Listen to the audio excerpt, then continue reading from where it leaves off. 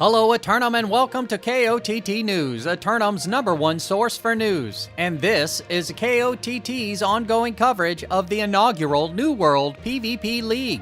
Dynamic movement on the leaderboard last night as the Zealots of Espada gained more ground by grabbing the southern border of Cutlass Keys. And the forces of Joe Team 6 get cooking up the leaderboard by capturing the keep deep in the forests of Brightwood.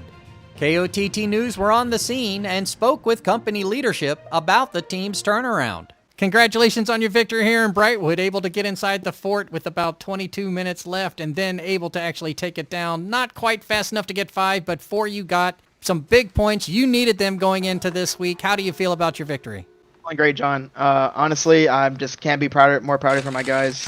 Just the work we put in as a whole, as like our whole company. It's just, I'm ecstatic, to be honest. Oh, yeah, I would be too. It's looking good. Hey, let me take you back outside. At about the 25-minute point, you had them going between a little split between Bravo and Alpha, and were able to take one of them, and then a few moments later, the next. So how were you able to get both of them down so quickly? Like a 3-minute gap before you were able to get from one point down and into the fort. Honestly, I would say that's mostly on them. They kind of seemed pretty indecisive on what they wanted to hold, what they needed to send. 9 times out of 10, whatever ends up being their last point between A and C for most companies, they're going to prio that last point. So maybe they were egoing it. Maybe they didn't send enough numbers. Maybe we just played out of our minds and wiped them, and to the point where we were taking both, to the point where they had to full give B. But that's I mean, we didn't do anything special besides maybe just really win our fights. It's more or less on them, that the fact that they probably egoed it a little. Okay, a little defensive snafu on their part. Well, that's high-level play. There's no room for mistakes here in the New World League. Am I right? Yeah, no, you're not wrong. Well, all that extra practice that you put in on your 5v5 seems to have worked out for you. You've got some big points on the board going into the 3rd week now. Were you thinking you're going to be able to put some even more and climb up the ladder some more? I think so. There's who knows like what's going to happen from here, right? We're going to put in our work. We're going to put in our time. We're going to put the strats down. We're gonna teach up our boys, get some more new ones in too as well, and see what we can do. Excellent, my friend. Well, I wish you the best of luck, and then we'll see how the playoffs pan out, where your standings are going into that, and we'll cover you from there. Thank you, John. Later in Far Harbor, KOTT caught up with the victors to go over their hold. Congratulations on your victory here in Reekwater, managing to hold on to the fort throughout the duration. Would you care to take us through how you felt it went out there for you tonight? So we had a pretty similar strat to previous wars on attack, and this time we just kind of implemented on defense. And the main goal is obviously just to protect outside, make sure that they don't get ground into our road, kill healers, and then once that happens, then our point ends up winning. So we held pretty strong at B for quite a while. I think they had one really solid push that we didn't address, like underneath the bonfire side, past the little gate there. So they were able to squeeze out a bunch of kills really fast, which caused us to drop B.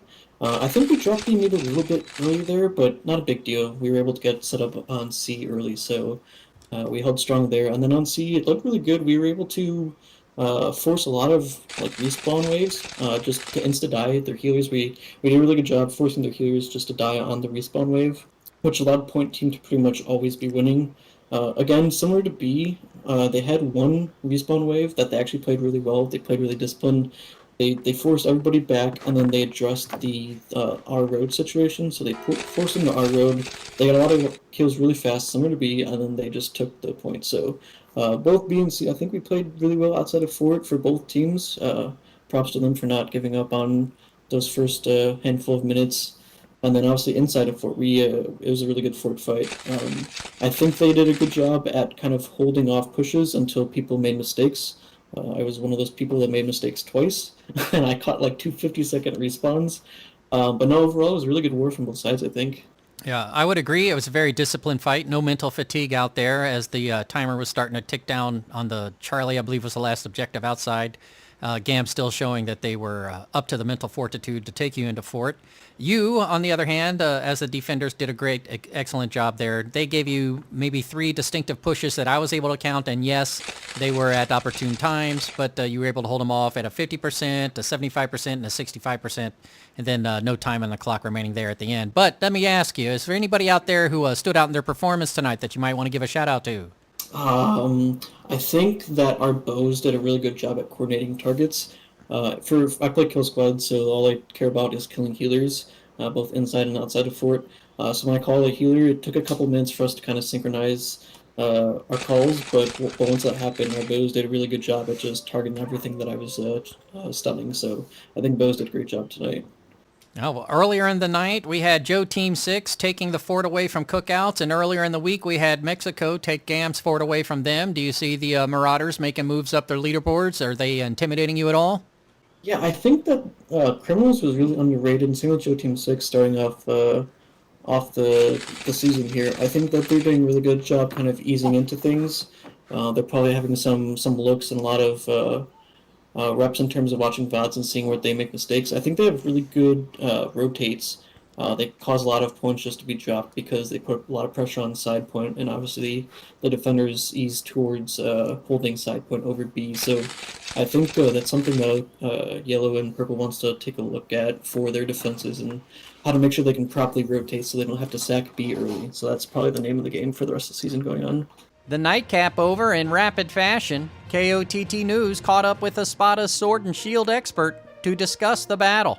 Well, sir, you guys were able to get into fort phase with about 23 minutes left and one serious push at 20 minutes left that was really one continuous push that ended up taking the flag. How'd it go down so quickly?